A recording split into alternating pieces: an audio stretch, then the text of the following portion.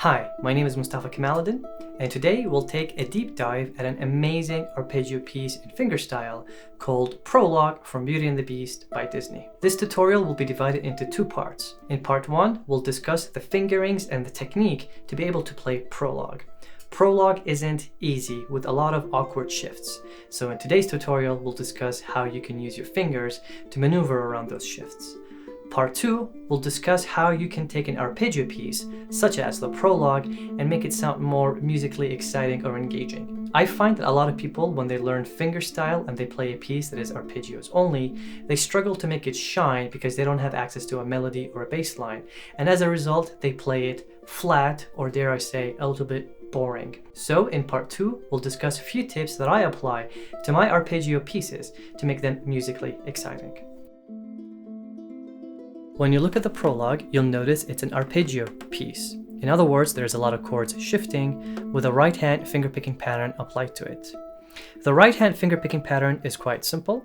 It's you playing ring, index, middle, index. So if you mute the ukulele, that's ring, index, middle, index, ring, index, middle, index. This technique that I'm using is called free stroke. And if you want to learn more about free stroke, then check out my ukulele fingerstyle basics course, where I'll walk you step by step on how to do it. But for now, let's focus on the left-hand chord shapes. And instead of playing them in context, I'm going to isolate them as if they are chunks, or what I call blocks. And then I'm going to play them as a block chord. In other words, all the strings at the same time. So if you look at the first 4 notes in bar 1, you will see a 7, and a 4, and a 5, and a 4. And what I'm going to do is I'm going to play them all at the same time because that's what the chord is. That's a block chord. So the block chords are, starting from the first one, on string 3, 2, and 1, is 4, 5, 7, with fingers 1, 2, 4. I strongly recommend you write these down because we're going to go through them rather quickly. Or if you want, you can purchase the PDF on Music Notes. So that's 4, 5, 7, 4, 5, 5 with a third finger, back to 4, 5, 7. Then you're going to use your first finger to bar the 5th fret, and then it's 5, 5, 8. Then you're going to use your 4th finger to shift back to the 5th fret, and you're going to play 2, 3, 5, which looks the same as 4, 5, 7. It's the same chord shape. Then you're going to drop your index to get that bar, which at the moment looks like a G major chord. So that's 2, 3, 2 with a bar. Then you're going to move back to the 7, 4, 5. And then you're going to play that chord 6 times. So that's 3, 4, 1, 2, 3, 4. And then you do that again. But now instead of going to the G major chord, you're going to shift with your 4th finger to the 10th fret. And you're going to play 7 with your first finger, 10 with your 3rd finger, and 10 with your 4th finger. And then back to the 4, 5, 7. 1, 2, 3, 4. Now you're going to play a 5, 6, 5, which looks like a G major chord, 2, 3, 2. 5, 6, 5 is the same chord shape, but you need your first finger to be free. So the fingers become 2, 4, 3. This happens a lot in fingerstyle arrangements where you have to refinger some of the chords that you're familiar with. So we're going to play 5, 6, 5, 5, 6, 3, 5, 6, 5. Then you have to shift, bar on the 5th fret. That's 5, 6. Sorry, there is no bar. It looks like a bar, but there is no bar. That's 5, 6, 8. And then you have to go to the 3rd fret with your 2nd finger.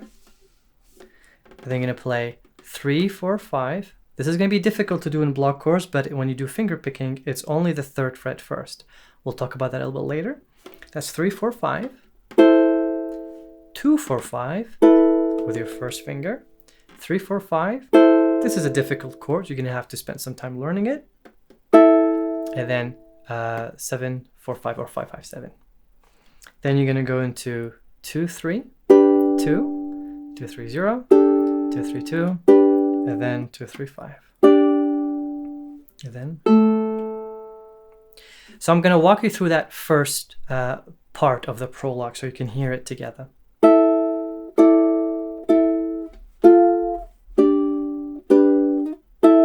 That's the first phrase.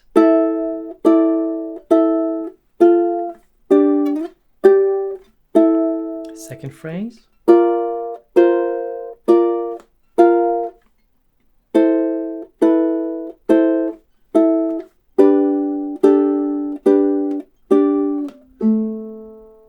Notice when you get into this chord, there's that pattern. Ta da ta ta ta da ta ta ti da da pa pa. The second part of the chorus starts with this chord shape, which we've encountered earlier, but we have to play it differently. It is now 2, 3, 1, and notice how I have to shift my hand to accommodate my first finger there, so I don't buzz. It's a little bit difficult. But you're going to play 5, 6, 5, move backwards to get the 3, back to the 5. Now your fourth finger is going to drop at the 8. Then you're going to go 7, 3, and then 5. Now again, 5, 3, 5. Now you're going to go 9, 10, 12, which looks the same as the 4, 5, 7. Then you're going to shift it back to 7, 8, 10, which again looks the same as the 4, 5, 7 chord we've encountered before. And now you are going to bar with your first finger the 7th fret to get 7, 8, 7. And then you're going to move back. Notice how I just moved this bar down 2 frets to get the 8th fret. Now 5, 6, 5. And back to safety. And then I can breathe a little bit. Now that's the second part of the chords, and it's the most difficult in the piece. So that's this, that.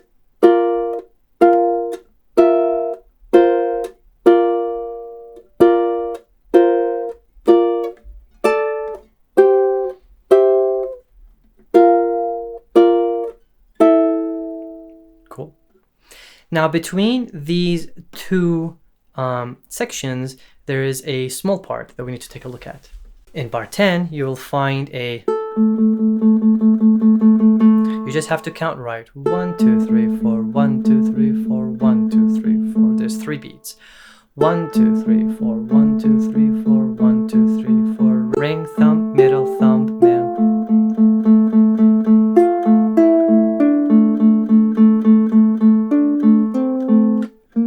Then you have the B flat major chord. Back to the D minor chord. The ending is also a little bit different in the sense that it breaks the arpeggio pattern. So let's take a look at that. So in the ending, starting from bar 19, we have the 4, 5, 7 chord shape that we like. But then when it ends, you have a 7, 5, 3. Notice how I chose my 4th finger, shift, 4th, 2nd, because I need my first finger to be free. That's just an A minor chord, and then a 3, that's middle index.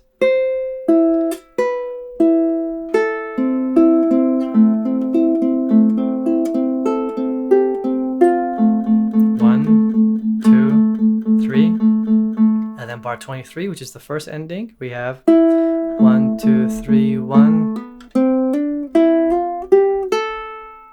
So that's a little bit difficult. 2, hammer 4. Open 3rd string, hammer 2, open 2nd string, hammer 1 and 3, then open 1st string.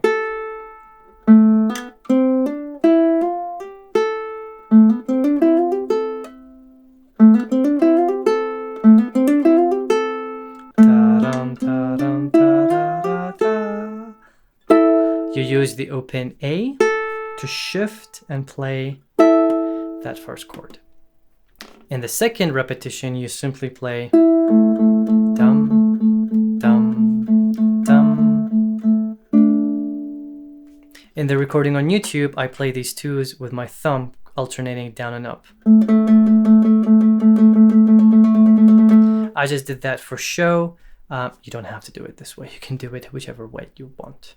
So I know this might be a little bit overwhelming, but what I want you to do is I want you to go back and learn each chord shape with your left hand. Only move on to this step if you can do the following, if you can cycle through the chords. don't have to cycle at that speed, but if you cannot cycle through the chords, playing the actual prologue will be very difficult. So that's your first goal. Moving on, we're going to apply the right hand finger picking pattern, the free stroke pattern, the ring, index, middle, index, into the chords. So let's check it out. So starting from chord 1, third finger, fourth finger. Now you don't need to worry about the bar, only move your fourth finger. This is the note you need to hit first.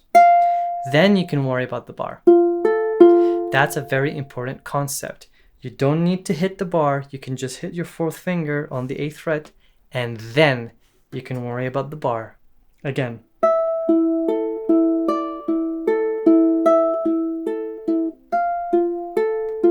Now, same concept, you can shift with your fourth finger. Now. Then you can hit the bar. Same concept, hit the 7th fret first, then worry about the rest. That just repeats. Now starting bar 4 again.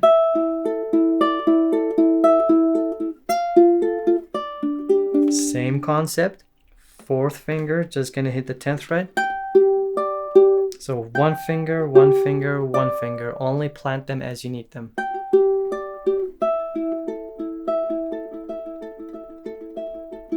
Now you can move where your third finger is on the 5th fret, second, fourth.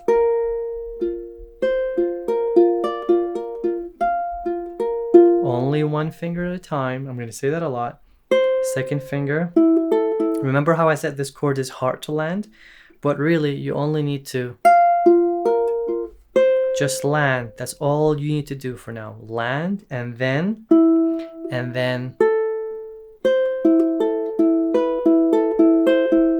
land.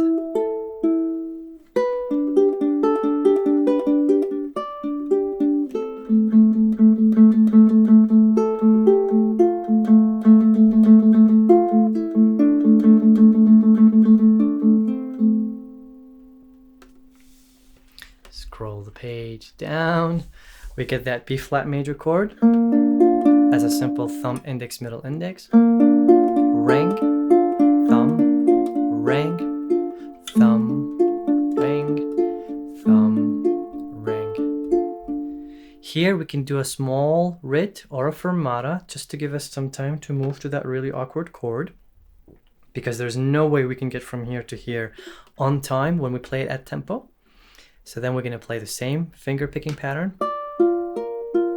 but we just have to be careful about the noise from our fingers to not slip.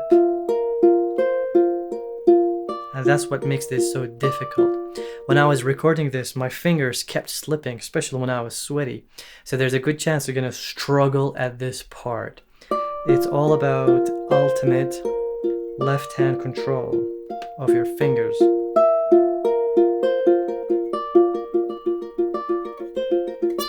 Then you're going to jump to the 12th fret. Remember, priority is to hit the 12th fret first. Then you plant.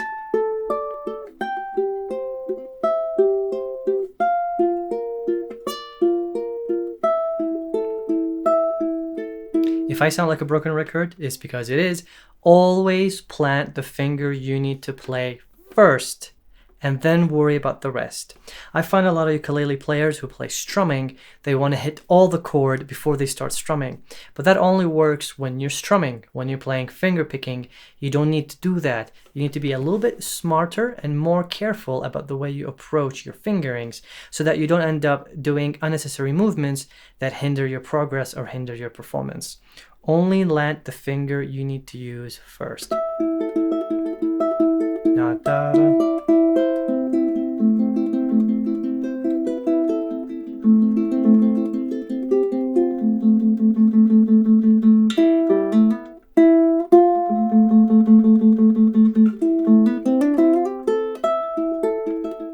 Then happens again.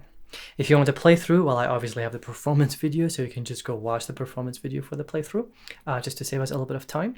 But if you apply these tips, I know I went through them really quickly, but this is an advanced piece, so it's not really meant for beginners. But if you apply these tips of learning the chord shapes with my fingerings, and maybe you have even better fingerings, but the idea is you practice it with a set fingerings. You practice the chord shifts, you play them in block chords first. Once you think you've got it, you then apply the finger picking pattern, then you should be able to play the prologue. And again, the prologue is a difficult piece. In fact, it's one of the harder ones on my YouTube channel, and there is over 50 or 60 pieces at the moment on my YouTube channel. So that says a lot about the piece. Good luck on learning it. In part 2, I'll walk you through how you can go from this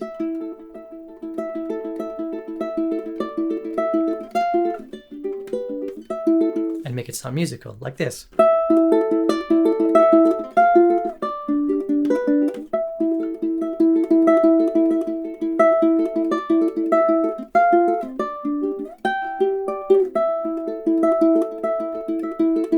And so on. So if you're interested in that, make sure to check out my Patreon. Until then, good luck, and I'll see you next time.